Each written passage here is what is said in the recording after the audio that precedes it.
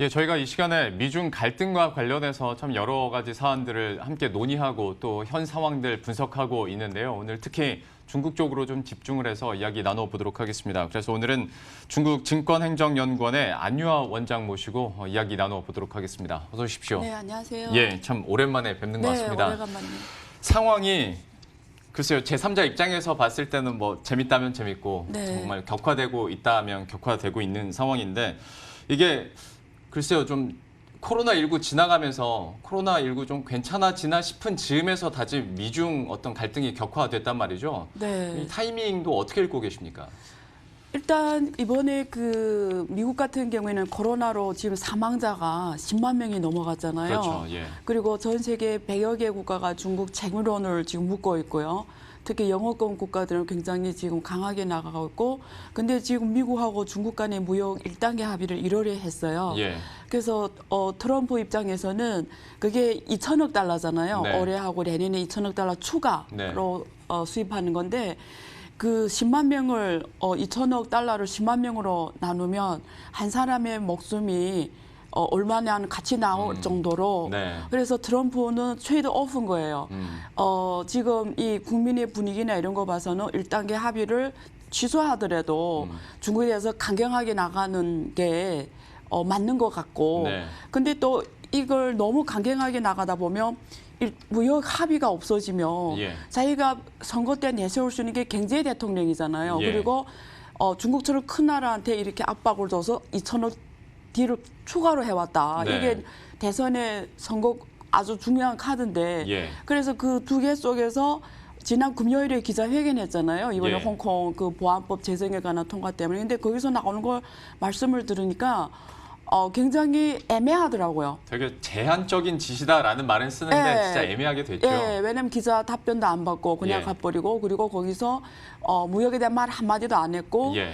그냥 옛날 같은 말을 몇 개 반복했고, 추가로 뭐 다시 검토한다 뭐 이런. 그리고 폼페이오가 실제 또 국회에다가 뭐 홍콩에 대한 지위에 대한 관계 설정을 다시 해야 된다는 걸 제기했더라고요. 네. 그래서 지금 그 상황이죠. 뭐 근데 확실한 거는 미국이 아직 정리가 안 된 것 같아요. 적어도 트럼프가. 예. 이게 지금 모순이 되죠, 좀. 예. 그러니까 참 여러 사안에 대해서 얘기를 네. 하다가도 결국 결론은 네. 트럼프 대통령이 지금 재선을 앞두고 있다 보니까 뭔가 더 강경하게 나가지도 못하고. 좀 제약점이 있죠. 그렇죠. 대신에 시진핑은 그런 고민 안 해도 되잖아요. 잘하든 못하든 뭐 재선에 대한 걱정은 없잖아요. 그렇죠. 그리고 재선도 아니고 그냥 계속 하는 거니까. 시간 자체가 지금은 시진핑 주석 편이니까. 편이죠. 예. 예. 그러다 보니까 네. 좀 더 중국은 자신감이 있는 것 같고. 좀 더 여유가 있죠. 경제 예. 위기 같은 경우에도 지금 내수로 어떻게든 커버할 수 있다라는 자신감이 좀 있는 것 같습니다. 일단 중국 GDP에 대한 공헌도를 보면 내수가 60% 넘어가거든요. 예. 그래서 주로 투자하고 내수예요, 소비. 예. 그리고 수출은 작년 같은 경우에는 GDP 공헌도가 우리가 작년에 6.1로 성장했으면 한 1% 정도가 수출이었거든요. 근데 올해 그 1% 빼고, 그리고 지금 GDP 성장에 대한 목표도 설정 안 했잖아요. 이거 네. 양회에서. 그러다 보니까 올해는 어쨌든 일자리 900만 명 해결하겠다라는 의미는 중국의 1% GDP 성장이 취업 유발 개수가 180만 명에서 200만 명이에요. 그럼 네. 200만 최저도 4.5%로 성장하면 900만 명의 일자리 생기는 거니까. 예. 그래서 내부에는 한 4.5% 잡고 가는 것 같아요. 예, 그런 걸 그러니까 속도에 대해서 좀 늦추면서도 이런 미국과의 관계에서 조금 더 여유를 갖고 가는 것 같아요. 예. 그러니까 그 4.5라는 게 내부, 연간. 예, 연간 GDP 작년에 6.1인데 올해는 코로나 때문에 사실 우리 전문가들은 저 같은 경우 한 2% 해도 그러니까 2% 후반에서 뭐 그 정도 해도 얘기했거든요. 잘한다고 보고요. 근데 어. 국내 IB들은 뭐 2% 후반에서 4% 안으로 보는데 지금 900만 명 일자리를 하려면 4.5%는 성장해야 돼요. 예. 그리고 중국은 GDP 목표를 설정 안 하면 각 부처가 움직일 수가 없어요. 예. 항상 목표가 있고 중국의 뭐 재정부라든가 은행이라든가 발전계획위원회라든가 이런 데서 올해 프로젝트를 얼마 동원하고 통화정책 얼마 갖고 가고 이게 정해져요.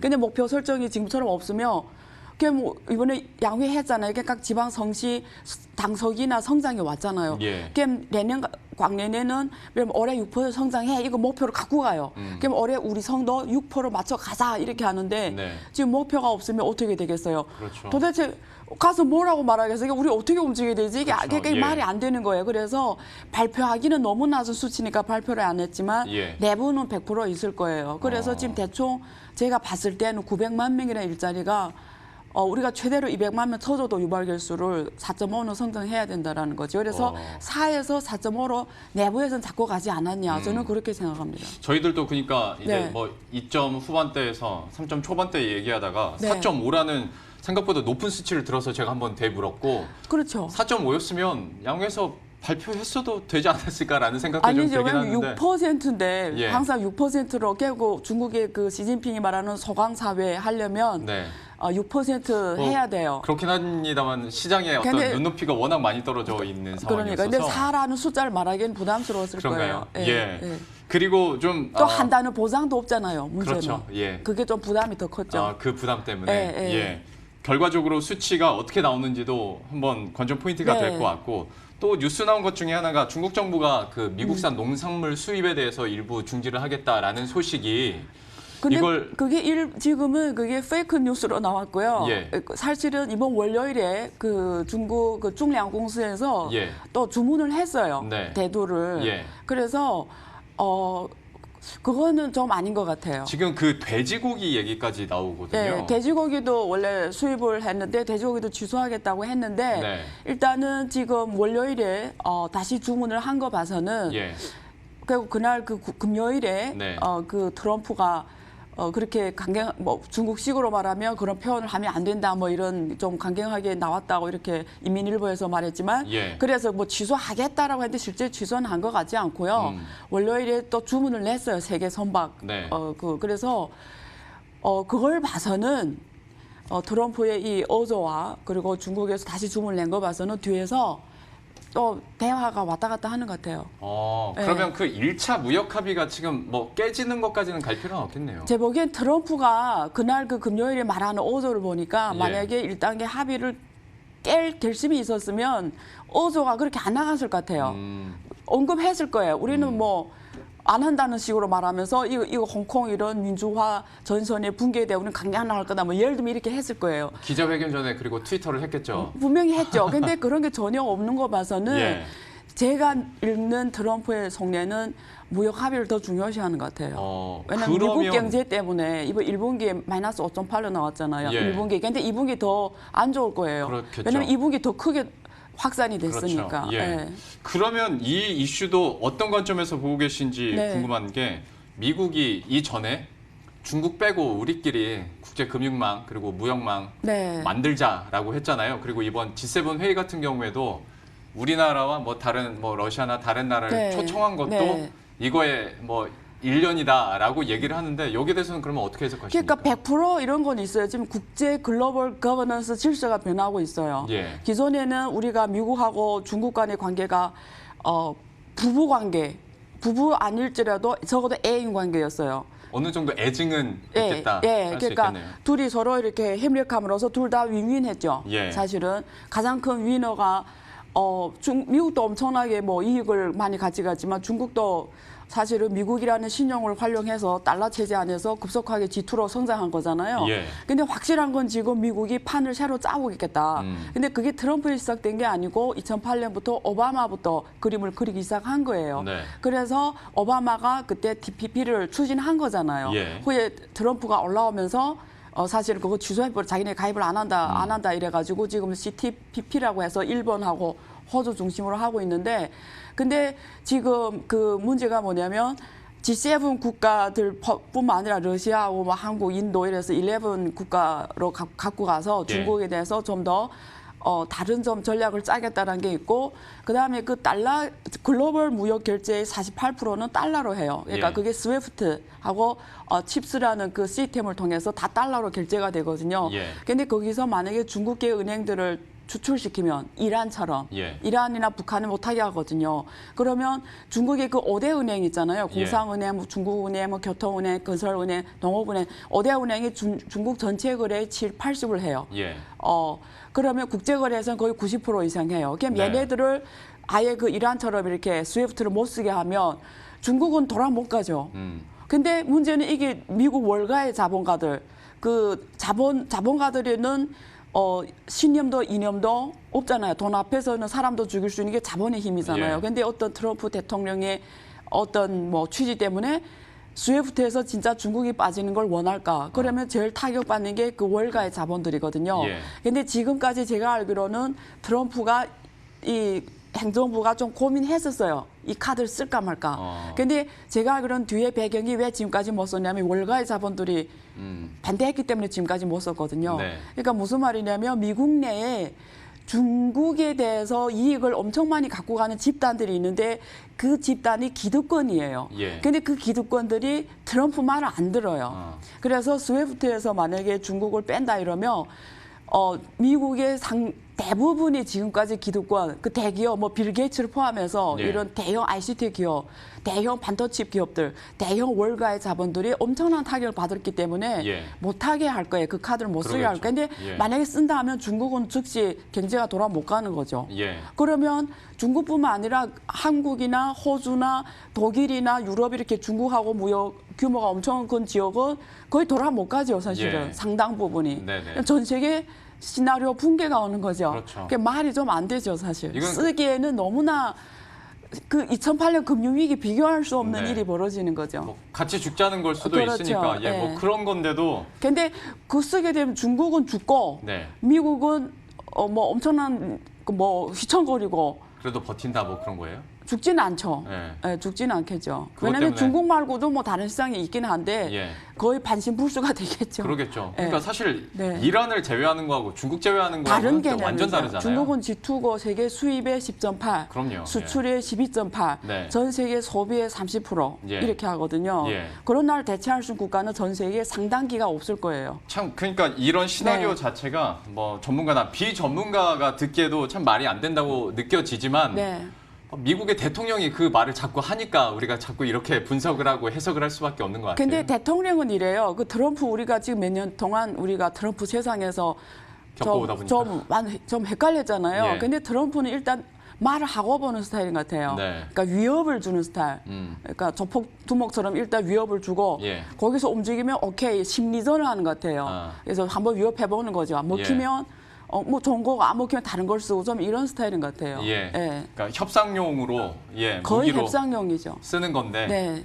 협상용으로 쓰는 카드가 너무 굵직해가지고 세계 질서 자체를 막 무너뜨리는 그런 카드다 보니까 네. 참 심각하게 얘기를 하게 되는 것 같습니다. 그러면 재선 유행은 어떻게 될지 또 모르지만 재선 이전까지 그러면 미국의 스탠스와 중국의 스탠스가 어떻게 흘러갈까 여기에 대한 시나리오는 좀 어떻게 보고 계십니까?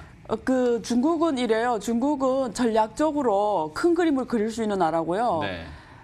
미국 같은 나라 민주 정치를 하잖아요. 예. 민주 정치는 투표를 받아야 되는 정치이기 때문에 전략을 갖고 가기가 힘들어요. 장기 전략을 뭐 30년, 50년 이런 전략을 짜기가 힘든 나라고 네. 중국은 30년, 50년, 100년을 짜는 국가예요. 그래서 네. 중국의 스케줄은 이래, 그러니까 스케줄로 중국의 대항은 이래요. 전략적으로 2035년까지 미국하고 전략적 방어 단계. 무슨 우리는 안 된다 일단 안 되니까 방어를 하는 단계인 거예요. 그럼 방어 단계에서 쓰는 전술은 세 가지예요. 하나는 중국 국내는 똘똘 뭉쳐서 이 외교의 압력을 우리가 이겨내야 된다라는 거고 두 번째는 글로벌 연합 전선을 구축해야 된다는 거예요. 그게 네. 뭐냐면 EU나 예. 이런 그러니까 EU 같은 국가는 중국의 EU 같은 조직 그 협의체는 중국에 대한 경제 의존도 되게 높아요. 특히 독일. 네. 예. 그래서 얘네는 미국하고 중국 관계가 완전히 깨지지 않는 중간에서 이익을 챙기려고 해요. 그냥 둘이 싸울 때 중간에서 왔다 갔다 하면 이익을 챙기려고 해요. 근데 네. 정말 인형 싸움으로 벌어져서 랭전으로 갔다 하면 당연히 미국 쪽에 서겠죠. 예. 근데 그까지 안 가는 이상은 중간에서 혜택을 받으려고 해요. 왔다 갔다 하면서. 그러겠죠. 그러길래 예. EU는 중국 쪽에서 편으로 끌어들일 확률이 높아요. 그래서 이번에 그 메르켈 총리가 그 G7 회의를 미국에서 하겠다 이랬는데 자기는 못 간다 그랬잖아요. 코로나 네네. 때문에 못 간다 이랬는데 실제는 지금 독일이 중국에 대한 그거 되게 중요시하거든요. 예. 그리고 200명 기업가를 데리고 지금 중국 가거든요. 네. 그래서 바스프, 화학기업 바스프도 그렇고 벤츠, BMW가 전자 자동차 업체를 다 중국에다 지금 만들고 있거든요. 예. 그래서 EU를 연합전선에 끌어들어오겠다는 게 있고 마지막에는 미국이 분열되기를 원하는 거죠.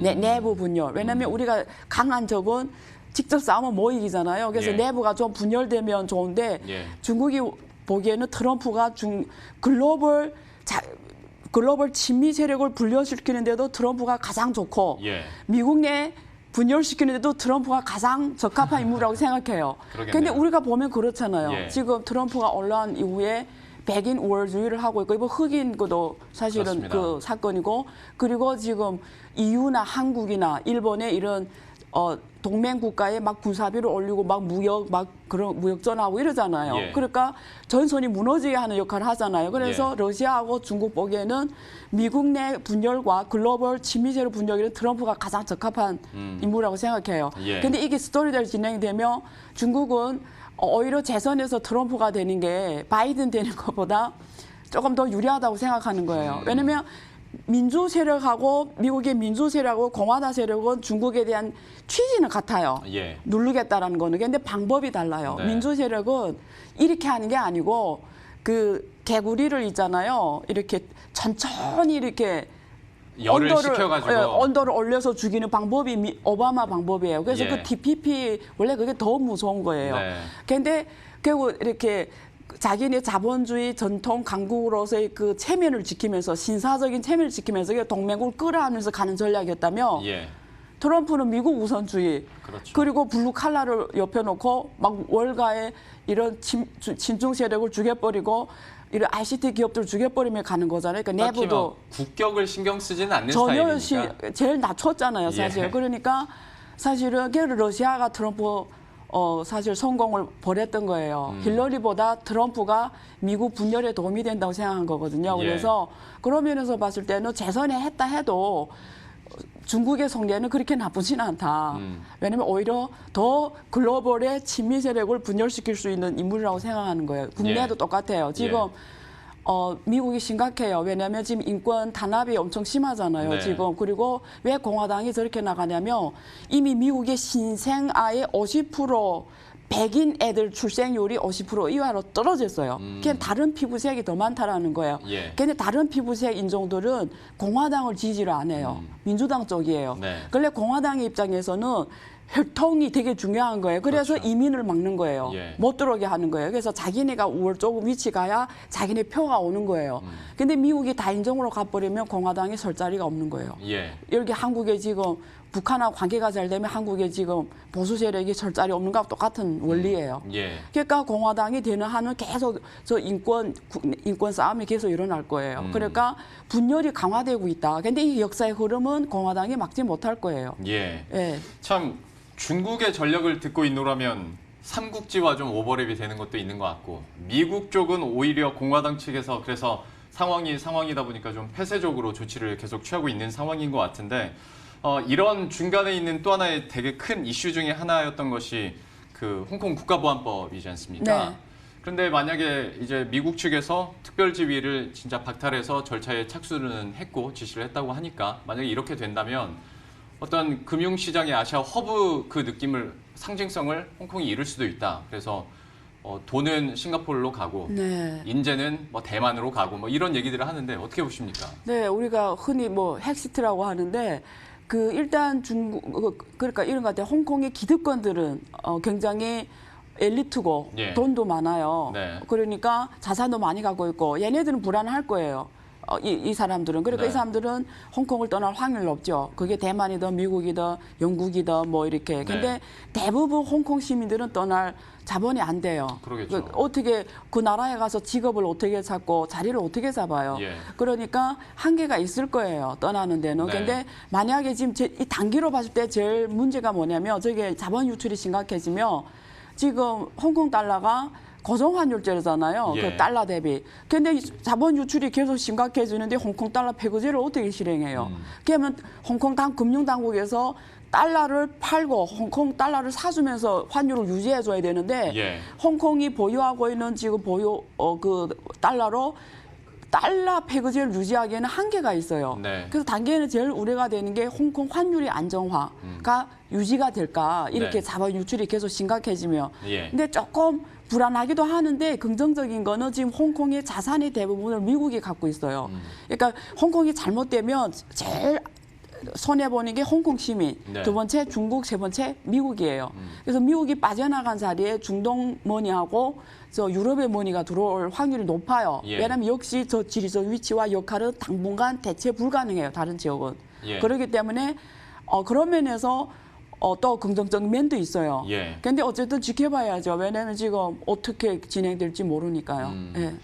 참 여러 가지 이야기를 너무 또 재밌게 쉽게 잘 풀어주셨는데 네. 저희가 20분이라는 시간을 넉넉하게 준비했는데 지금 질문을 딱 반 했습니다. 네. 그래서 참 안타깝게도 한 가지만 제가 추려야 될 것 같은데 네. 중국의 경제 지표 발표되는 거 보면 네. V자 반등이라는 게 저런 거구나라는 게 느껴질 정도로 굉장히 빠르게 회복을 한단 말이죠.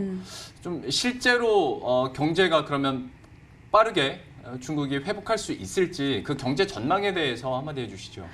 뭐 일단 그 PMI 차이신의 PMI 지수가 전월 대비 전월에 49.4 이번에 50.6으로 나와서 좋아졌다고 하는데 근데 우리가 소비 투자 수출 이 세 가지 지표로 보면 마이너스 폭은 줄어들었어요. 네. 예를 들면 마이너스 20이던 게 마이너스 뭐 10으로 왔다. 마이너스 뭐 18이던 게 마이너스 7로 왔다. 이 폭은 줄어들었는데 포지티브는 아니에요. 이 세 가지 예. 우리가 삼두마차라고 하잖아요. 수요에.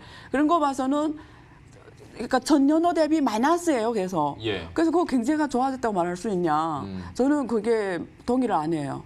예, 그래서 시간이 필요할 거예요. 만약에 좋아지면 왜 IMF가 올해 중국 경제 성장률이 1.2%라고 전망했을까요? 그리고 우리 맞다고 가정했을 때 전년 1.2%예요. 예. 그럼 대충 계산 나오잖아요. 1분기 6.8이잖아요. 마이너스. 그러면 2분기, 3분기, 4분기에 가서 7%로 하면 1분기가 미스된다 싶고 예. 3분기에 6이라고 하고 2분기에 뭐 4라고 칩시다. 그래도 지금 3%밖에 안 나오거든요. 예. 근데 그 경제가 좋아졌다고 할 수 있냐 이거죠. 그러니까 올해는 일단 이렇게 간다고 안 좋게 보는 게 더 정확하죠. 펀더멘탈은. 네. 근데 뭐 일부분 소비는 회복이 되겠죠. 예를 들면 가전 같은 경우에. 저도 그러니까 그 부분 네. 어떤 소매 관련 지표들은 일부는. 뭐 예를 이렇게 들면 확 오르니까 가전은 왜 회복될 수 있냐면 에어컨 같은 거는 중국 정부에서 가전 하향 정책, 예. 농촌 주민들이 가전을 살 수 있도록 지원 정책 펼치고 있어요. 보조금 네. 정책. 그래서 에어컨, 뭐 냉장고, 그래서 그런 소비 지금 늘어나고 있어요. 예. 그런 거는 긍정적으로 볼 수가 있죠. 저희 그 휴대폰 판매랑 자동차 판매 오르는 거 보고 깜짝 놀래가지고 맞아요. 휴대폰하고 자동차 특히. 자동차는 예. 전기 자동차에서 중국 정부에서 지금 엄청 혜택을 주고 있어요. 그래서 테슬라 가격이 중국 들어갔잖아요. 예. 주가가 엄청 올라가고 있잖아요. 그러게요. 계속. 그러니까 전기 자동차는 저는 긍정적으로 봐요. 알겠습니다. 그 중국에서 지금 발표되고 있는 경제 지표에 대해서도 잠깐 얘기를 들어봤고 시간 관계상 여기서 맞춰야 될 것 네. 같은데 저희가 준비했던 나머지 반은 다음에 또 기회가 되면 네. 한번 모시고 여쭤보도록 하겠습니다. 중국 증권행정연구원의 안유아 원장과 함께했습니다. 고맙습니다. 네, 감사합니다. 네, 그럼 저희도 여기서 인사드리도록 하겠습니다. 식사 맛있게 하시고요. 저희들은 내일 이 시간에 또 새로운 소식들과 전략들 들고 다시 찾아뵙도록 하겠습니다. 시청해주신 여러분 고맙습니다.